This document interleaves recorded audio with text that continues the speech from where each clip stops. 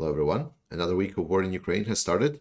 I will update you on the counteroffensive situation in Kherson. I will also touch about what's going to happen in other parts of Ukraine. And then I'll have some more good news about what's coming up in the coming months and what we should look out for as Ukrainian supporters.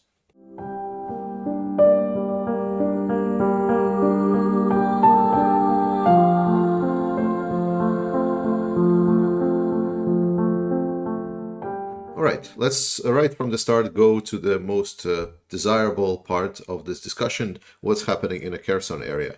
And by this point, we already know that there is around 3 kind of operational areas for Ukrainian forces, one on the east, one in the center, one on the west side. This is very nice. We know that there has been some successes on the north, and the most important of these was obviously taking of Vysokopilya and Olkhine. Vysokopilya is important for multiple reasons. Firstly, because it was defended by some Russian elite troops. It's been also like a clash point for quite a long time, so a lot of actual firepower was pushed into Vysokopilya. So this is important because it's also high ground around here, and it's also one of the biggest settlements in the area around here at all. The important part is that this is a first no bullshit victory for Ukrainians. It's a victory that is done in a hard fight, and it's a significant victory. Let me explain. So while there was offensive around Kyiv, a lot of the Russians were neglecting this and saying, well, this is because Ukrainians are attacking us and we're not fighting them back because Ukraine was using partisan tactics. Russia haven't deployed their artillery. Okay. Then there was the Donbass, but there it was the Russian offensive, and Ukraine was mostly preparing traps and making really nice, successful battles in a defensive stance. Then, if we go to when Ukraine actually started attacking, we got reports that Ukraine overrun the first line of defense for Russians in multiple places. And that is significant. But a lot of that was neglected because, well, those were not real troops that the Ukrainians were fighting, Those were just mobilized guys and they just ran. In Vysokopilya, Ukrainians, no bullshit, completely fought the elite Russian troops head to head and got them pushed out from the key position.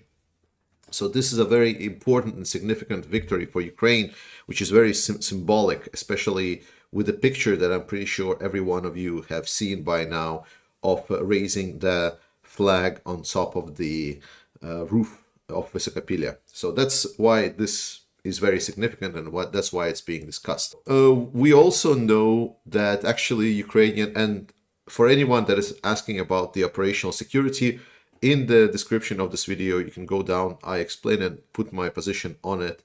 We know that Arkhangelsk by now is completely almost taken by the Ukrainians. The taking of Vysokopilya and Olkhine allows for a pressure of Novopetrivka and Novovoznесенske. And Novovoznесенske right now, as far as I'm aware, is contested, but we know that Mirolyubivka is already either contested or taken by Ukrainians. Petrivka is taken by the Ukrainians, and everything else that was here at the top is also obviously taken by the Ukrainians. There are reports that Ukrainians are further than that, but I have not seen confirmation from that from the Russian sources. And for the sake of this counteroffensive, I'm still holding on to information that I don't get verified from the Russian sources. But just know that Ukrainian sources have reported that Ukraine has advanced significantly more in depth in that region. Then we go into the central part of the offensive. Here we can say that the fighting for Davidov Brod is ongoing. We know that Ukraine has taken Blagodativka, so they basically continue going along the river bank, so like right this way. So they're cutting the Russians off from the natural defense lines, allowing for more maneuverable offensive. And Ukraine has advanced quite far. So as far as I've seen the reports, everything that's inside here has been already taken. And there are, again, Ukrainian side reports that are explaining that Ukraine has advanced a lot further, but it has not been verified by the Russians. And there is reasons to consider why Ukraine is not advancing right now further, and I will talk about them a little bit later. And then on the eastern front, the western front, we know that before this is where Ukraine got pushed back from the Russians after Ukraine tried to push in. Then they got pushed back, and then they attacked here. They took a couple of villages in this area, and then Russians pushed back. So, which is totally fine. This is one of the most defended lines here. There's a lot of fortifications in the area, and there's a lot of troops concentrated in this area. So this is one of the hardest places to kind of push. But we know that Ukraine has started additional advances towards Cernovi Pody. This is here, and now the fighting is going on. But overall, this is the most quiet, if one might say so. There is positional fighting all along the line, but there is no significant advances that is happening right now. That's the Kherson offensive for you. And overall, the situation for Ukrainians is going on really well. I've intensively studied every major analyst, I guess, I hope. Well, obviously not every, like there's hundreds of them that are covering, but at least the big ones that are saying what's happening in Kherson. And all in all, they agreed that this was a really great and successful attempt by the Ukrainians. What's essentially happened? Ukraine tried to do this combat style attack to probe the positions of the Russians and see if they have any weak points, so they can then exploit those weak points. And there indeed were some weak points, especially if we're talking around the middle here and if we're talking around the north or the east here. It's quite hard now for Ukrainians to advance, especially if we're talking about this area or this area. Because while Ukraine is kind of deep in these regions, a lot of the reports and specialists are reporting that Ukraine is getting close to the second line of defense. And also this whole area is littered with minefields. So there is no way to quickly advance. Initial forces of the Ukrainians, they broke the first line of defense in some places, and then additional forces tried to expand on it. Now that seems that they expanded a little bit. They will obviously try to expand more, but they are taking a little bit of a breather before they do that. That's what they're preparing, and we should expect that maybe it's going to take a couple of days, maybe a week before we see any further advance by the Ukrainians. Or maybe they will not take that and just rush through this and take Novokakhovka tomorrow. Who knows? But I am expecting there to be a little bit of a pause. Kharkiv front, almost nothing is happening. Also, this is also Kharkiv front, but almost nothing is happening. This is right now probably the quietest place, if you don't count the constant artillery fightings. The place we need to look at here is around Sloviansk.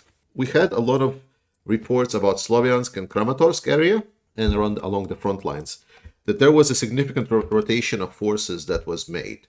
And I also noted some battalions, they were for some time absent from the news, which I knew that the battalions were participating in this area. And now we're finally getting the reports that those battalions are indeed back and they're reinforced now. So we have reports that fighting is happening around Pasika. That means that Ukrainians are trying to advance somewhere here because that is controlled by the Russians. And the second one important thing is that Ukrainians were able to traverse the river and take Ozerne. And now they're creating a beachhead on the Russian-controlled territory. Why is this important? Because if we go back to the offensive, then this all started from a beachhead where Ukraine took Andriivka and I believe it was Bilogorka. And it was for a long time after Ukraine did this assault, they took this a little bit of a beachhead from the Russians. And now with the new offensive, this is one of the positions where they are able to penetrate the deepest, this Russian-controlled line. And obviously this is the biggest threat because this can easily just cut the Russian forces into two big parts. And then it's not going to be a good day for the Russians. And how some people said, I would be worried if I would be here. And so this is very good. I don't expect Ukrainians to take Yampil or take Liman in the coming days. There's still some forces here, but it's very nice to see that Ukrainian troops are not sitting with their hands down, and they're actually trying to make some kind of maneuvers and trying to advance, even if they're not being part of a great offensive. An important thing that development was on this area is the region of Soledar. It's somewhere around this area. Ukrainian troops have reported that they are actually pushing the Russians back. So instead of Russians taking some land here, it's now been reported that the Russians are losing position in this area, which is really good news. And I think that this follows the greater narrative that there has been some fresh forces that came into area. At least that's what my analysis is. The hardest position for Ukraine, and obviously we know that Ukraine does not have the full strength to fight every battle, but they're doing their best. And obviously that's the Avdiivka, Pisky area, and pretty much this whole thing. It's a very, very bloody battle here. Ukraine does not have enough artillery and supplies here, but they have very fortified position because this was the front line over 8 years. And while we joke around and say that Pisky was indeed taken in 6 months, overall it's still a very bloody fight, and the videos coming out from there are ridiculous. It's on the level of Russian soldiers standing on the one side of the wall and then Ukrainian soldiers standing on the other side of the wall. They both are being filmed by a drone, and they're essentially pulling the gun over the wall and trying to shoot the person that is behind it. It is crazy, like what kind of videos we're seeing. Like it's literally gets almost to hand combat here, like with knives. It's actually quite ridiculous. And now let's quickly go over the important part about the Third Army Corps. I said that the Third Army Corps are gonna come in one of these 3 directions, and I really wanted to say that we should be careful and that we should expect the offensive, but it seems that Russians, I don't know what their plan is. Like it's actually baffling to me, and it's baffling to a lot of the analysts, because the Third Army Corps was essentially noticed going towards Zaporizhia region. It's here.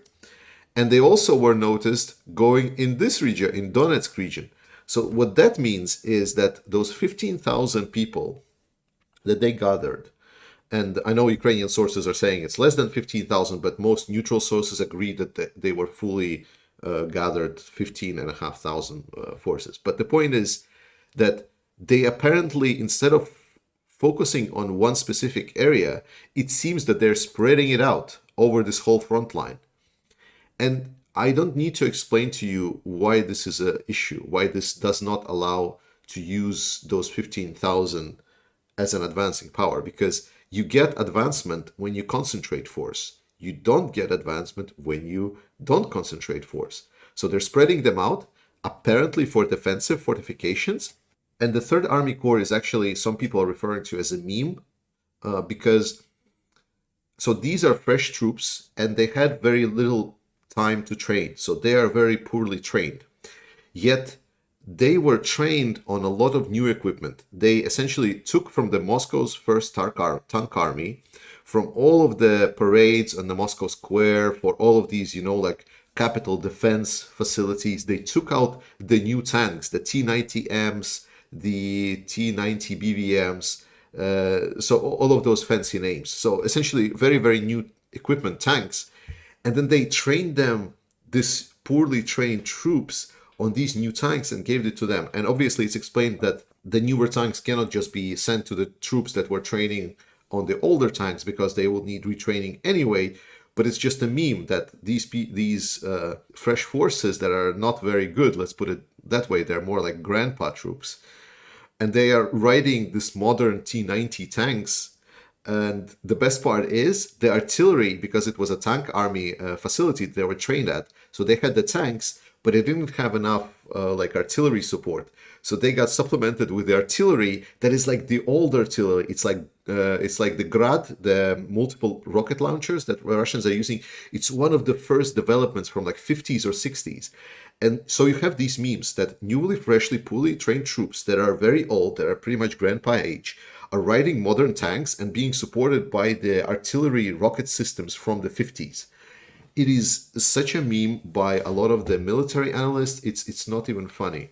Talking about this also brings a very good point about what's happening in Ukraine. Right now, we are experiencing the fact that Ukraine is getting a lot of really nice modern equipment, but it's always not enough. And I think one of the weirdest thing and the comments that I've read on the internet is saying, well, why would someone send M113? It's like an older APC from like the 80s, 90s, I think, or even older. The point is that we need to understand that Russians are not really fighting with modern equipment, or they're not fighting a modern war here. We're fighting a very, very old style war. So there is a lot of equipment that is even old, but it still can be used. Like people are sending the M777 howitzers. They're very good, obviously, but there has not been that many sent of them. Whereas there's still a lot of the older howitzers of the same caliber that could be just easily picked up and sent over because they're old, they're not being used by the army. So it's not completely clear why it is not being done. But even older equipment here, even like the first Leopard tanks or anything, would be helpful for Ukraine just because the war that they're fighting is not a 21st century war. It's literally a 20th century war.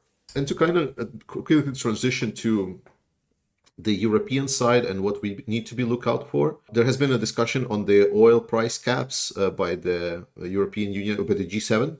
And that's not a particularly new news for me. The discussion that there will be oil price cartel, that's quite common and it's been done before and it's a very good practice. I am looking forward to that. We all should be looking forward to that. There is no way that China and India will be able to thwart that just because they are not really friends of Russia. They will still not pay the market prices if everyone else's will just buy the oil price at, like, let's say the cartel, the Russian oil purchasers says we're going to buy Russian oil at $50 a barrel. That means that China and India will just say, well, we're going to buy it at $51 a barrel, essentially. That's not really something to happy about if you're Russian and you're depending on oil. Something that I just want to put it out there is that Olaf Scholz has recognized Russia as an unreliable partner. I guess he's right. Very often I disagree with Mr. Scholz, but this time I do agree. With that said, Russia has cut the gas supplies to Europe until the sanctions get lifted. I guess Mr. Scholz haven't been proven so quick before ever again. The key word here being quick. The important narrative that we should be aware of in the West is that Russian propaganda right now is trying to facilitate their pawns on the far right and far left. And it's, maybe you've seen, like, there's photos of demonstrations like in different countries and how they're interesting happening all at the same time. Don't you think? I wonder why that is. But yeah, what they're trying to do is essentially steal the narrative. Because there's problems with some of the energy supplies, because we as Europeans, we just got so addicted to a lot of cheap energy resources. Now we feel a little bit of a sting for it as a cost of living for us. But it's just a little bit of a price raise. That's not really something critical. We're still going to be fine. But it's interesting that they're trying to steal the narrative about that the cost of living is Ukraine's fault. And that's why I want all of you to be aware and listen to who is politicians or friends or whatever is saying that. Yes, the cost of living is linked to the war in Ukraine. To be more precise, it is linked to the Russian invasion of Ukraine that did not want this war. They did not start this war. Russia one-sidedly attacked the country. It has started this war and now it's blackmailing Europe with the gas. All of the blame is on Russia here. So, and Russia is trying to twist this into saying, well, it's because Ukraine doesn't want to end this war. We need to understand when they're saying end this war, Ukraine surrender. Whenever someone says Ukraine surrendered, remember to send them in the direction of the Russian warship. To quickly finalize, I want to talk a couple of words about the Kherson offensive.